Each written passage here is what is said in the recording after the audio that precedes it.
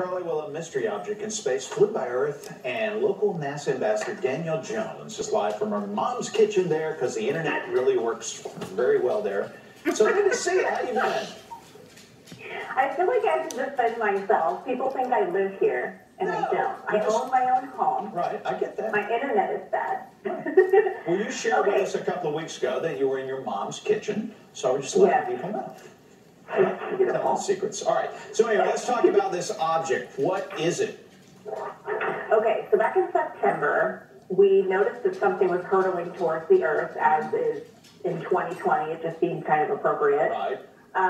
And we were trying to figure out what it was. In order to do that, we have to look at its orbit, because orbit will tell us the difference between an asteroid or just some kind of space junk. And they've been looking at it, and they've kind of determined that it's part of, well, they think it's part of Surveyor 2, which was something that launched in '66.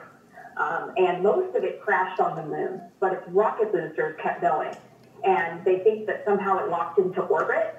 And they noticed it's kind of, the orbit is very similar to our moon around the sun. Oh. And so, yeah, so that's what they think it is.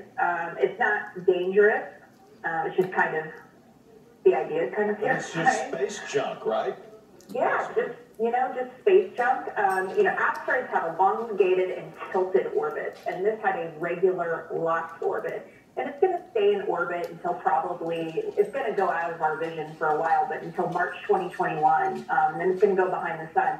And who knows how long this thing is going to be locked in. I mean, that's kind of something we have to think about. The consequence of sending a lot of things up there is the potential that it does get locked into orbit and scares us every once in a while, or burns in our atmosphere and goes away forever. Yeah, I would assume if it was going to hit us, it would just burn up on re-entry. I mean, yeah, and it's not that big. I mean, it's big in terms of, personally walking up to something, right. But in terms of space junk, it's not too bad. Can you see it? Like if you're out looking at the night sky, maybe a little bit to the south, can you see it in orbit?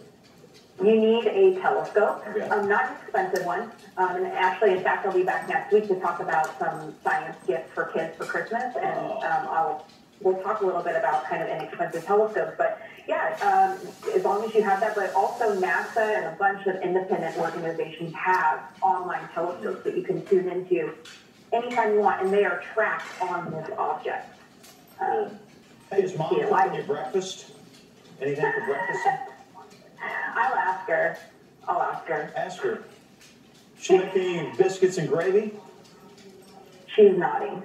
Okay, nodding. Okay. Well, tell Mom hi. Thank you very much. You're out of this world, Danielle, and we'll see you in a couple of weeks. Thank you. Whenever you're back. Bye. See you next week. Next week. All right.